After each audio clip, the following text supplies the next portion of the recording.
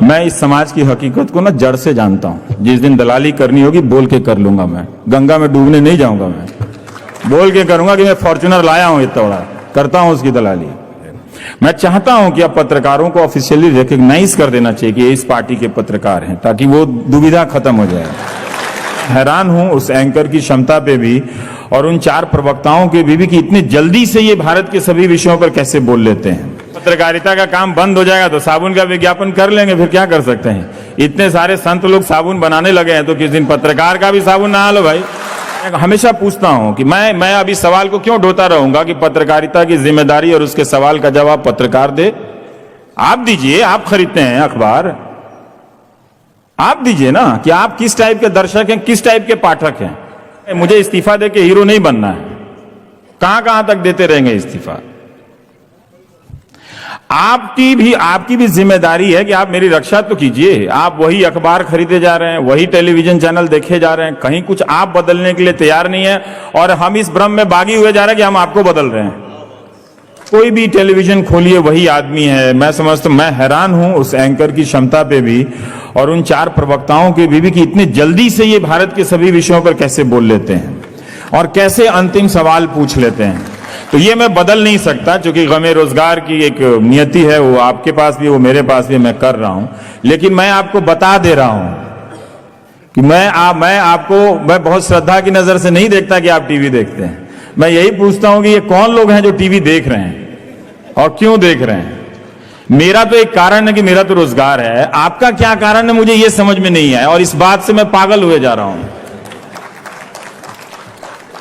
जो आदमी जिसकी हर सांस टीवी से चलती है, उसके घर में अगर टीवी नहीं चलता है, क्या वो सिर्फ दुखी हो गया है? इतना दुखी इंसान तो नहीं हूं मैं, इतना दुखी इंसान नहीं हूं। तो पत्रकारिता जो है वो एक प्रदर्शन का विकल्प बनकर रह गई है। तो आप भी लगभग, और उस प्रदर्शन का विकल्प बनने का लाभार्थी मैं हूं, इसमें कोई दम नहीं है, कोई इसमें गलत बात नहीं है। क्योंकि जब एक पत्रकार सेलिब्रिटी बनता है तो निश्चित रूप से वो पत्रकार अब धीरे धीरे लोगों की नजर में नहीं रह जाता है। बहुत जल्दी आप देखेंगे कि मैं साबुन के ऐड में आ रहा हूं। क्या करेंगे, जब पत्रकारिता का काम बंद हो जाएगा तो साबुन का विज्ञापन कर लेंगे, फिर क्या कर सकते हैं। इतने सारे संत लोग साबुन बनाने लगे हैं तो किस दिन पत्रकार का भी साबुन नहा लो भाई। मेरे साबुन से नहाने में आपको क्या दिक्कत है? मैं च्यवनप्राश बनाऊंगा, मेरा च्यवनप्राश खाना आपको कोई प्रॉब्लम है क्या? इतने लोगों का च्यवनप्राश आपने खा लिया, मेरा भी खाइए। अगर मेरे लिखने से अगर कुछ नहीं हुआ तो मेरे च्यवनप्राश से आपकी सेहत अच्छी हो जाए, कम से कम मरते दम तक ये तो सुकून रहेगा। कुछ लोगों को तो अच्छा कर गया मैं, किसी को तो मैं अच्छा करके जाऊं दुनिया में। तो वो दुनिया जो हम बनाना चाहते थे वो जरूर कुछ बेहतर हुई होगी। सब कुछ हम सब चाहते हैं। आप अपने तरीके की दुनिया चाहते हैं, हम अपने तरीके की दुनिया चाहते हैं कि कुछ बेहतर हो जाए आने वाले कल से। लेकिन एक मोड़ पे पहुंच के देखते हैं कि अरे यार ये तो कुछ हुआ ही नहीं, बल्कि कुछ बदला नहीं। चीजें आ गई हैं, गैजेट्स आ गए हैं, साधन आ गए हैं, माध्यम आ गए हैं, और वो जो तल्ख सवाल है उनके पूछने की प्रक्रिया समाप्त हो गई है। मैं चाहता हूं कि अब पत्रकारों को ऑफिशियली रिकॉग्नाइज कर देना चाहिए कि ये इस पार्टी के पत्रकार हैं, ताकि वो दुविधा खत्म हो जाए। और वो ठीक है, मतलब कई लोग मुझसे कहते हैं, तो मैंने कहा आप चिंता मत करो, मैं इस समाज की हकीकत को ना जड़ से जानता हूं। जिस दिन दलाली करनी होगी बोल के कर लूंगा। मैं गंगा में डूबने नहीं जाऊंगा। मैं बोल के करूंगा कि मैं फॉर्च्यूनर लाया हूं, इतना बड़ा करता हूं उसकी दलाली। मैं किसी शर्म से नहीं, जब इतने सारे लोग जब शर्म से नहीं डूब के मरे, तो शर्म के डूब के मरने की जिम्मेदारी या शर्म को उसकी इज्जत बचाने की जिम्मेदारी मेरी थोड़ी है कि मैं शर्म की नाक बचाने के लिए खुद डूब के मर जाऊं। नहीं तो इस शर्म का लिहाज कोई कल को नहीं करेगा कोई। तो इसकी चिंता नहीं कीजिए। वो मैं तनाव दबाव से अब धीरे धीरे अपने आप को उबारने लगा हूं, पर है नहीं कुछ। आप देख लीजिए जो स्पीड न्यूज है वो क्या है, वो हर सेकंड एक खबर की हत्या है। हर सेकंड उस हत्या, एक खबर की हत्या का समाचार है, वो आप देख रहे, मैं नहीं देखता। मुझे तो मालूम नहीं अब टीवी में क्या होता है।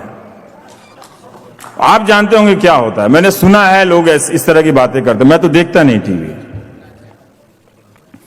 मेरे दिन के किसी भी फालतू कार्यक्रम में अब टीवी देखने का अच्छा काम नहीं है मेरे में। अब मैं उसके अलावा मैं कुछ और फालतू काम करता हूं। हर वक्त एक सवाल है, एक एंकर है जो कभी किसी पार्टी को लेकर बागी हो जाता है, कभी किसी आदमी को लेकर बागी हो जाता है, कभी किसी सवाल को लेकर बागी हो जाता है। और हम लगातार भूलते चले जा रहे हैं, खबरों से दूर हैं, उस हकीकत से दूर हैं। मैं हमेशा पूछता हूं कि मैं अभी सवाल को क्यों ढोता रहूंगा कि पत्रकारिता की जिम्मेदारी और उसके सवाल का जवाब पत्रकार दे। आप दीजिए, आप खरीदते हैं अखबार, आप दीजिए ना कि आप किस टाइप के दर्शक हैं, किस टाइप के पाठक हैं। अगर आपको ठीक लगता है तो इसका मतलब पत्रकारिता ठीक है, फिर उसमें प्रॉब्लम क्या है। हर समय तो हम नहीं देंगे ना। तो ये एक दर्शक को पूछना पड़ेगा कौन चाहता है, क्या आप चाहते हैं कि पत्रकारिता अच्छी हो, तो फिर आप इस बात के लिए आप मेरे लिए भी लड़ेंगे ना। क्या ऐसा थोड़ी होगा मुझे इस्तीफा देके हीरो नहीं बनना है। कहां कहां तक देते रहेंगे इस्तीफा। आपकी भी जिम्मेदारी है कि आप मेरी रक्षा तो कीजिए। आप वही अखबार खरीदे जा रहे हैं, वही टेलीविजन चैनल देखे जा रहे हैं, कहीं कुछ आप बदलने के लिए तैयार नहीं है और हम इस भ्रम में बागी हुए जा रहे हैं कि हम आपको बदल रहे हैं। तो आप बदलेंगे नहीं। एक सवाल आपने पूछा स्टालिन साहब कि क्या कोई फर्क पड़ना चाहिए। मुझे लगता है कि अगर बातों से, घटनाओं से अगर फर्क नहीं पड़ता है तो आपको कम से कम पत्रकार तो नहीं होना चाहिए था। अभी मैं कहीं था तो एक महिला ने कहा कि नाइट टाइम टेलीविजन में अगर फाइट नहीं होता है तो otherwise I would be feeding my kids. तो ये एक तबका है जो ऐसा सोचता है। मुझे मालूम नहीं कि आप ऐसा सोचते हैं कि नहीं सोचते हैं कि नाइट टाइम में कुछ फाइट हुआ कि नहीं हुआ, मजा आया कि नहीं आया। तो मजा ले लीजिए, वो मौत का कुआं में आप देख लीजिएगा फिर। लेकिन गिरेंगे जब ऊपर से आप तो फिर आपके ऊपर भी वो गाड़ी वैसे ही चल जाएगी, जो मौत का कुआं वाला जो चला रहा होता है।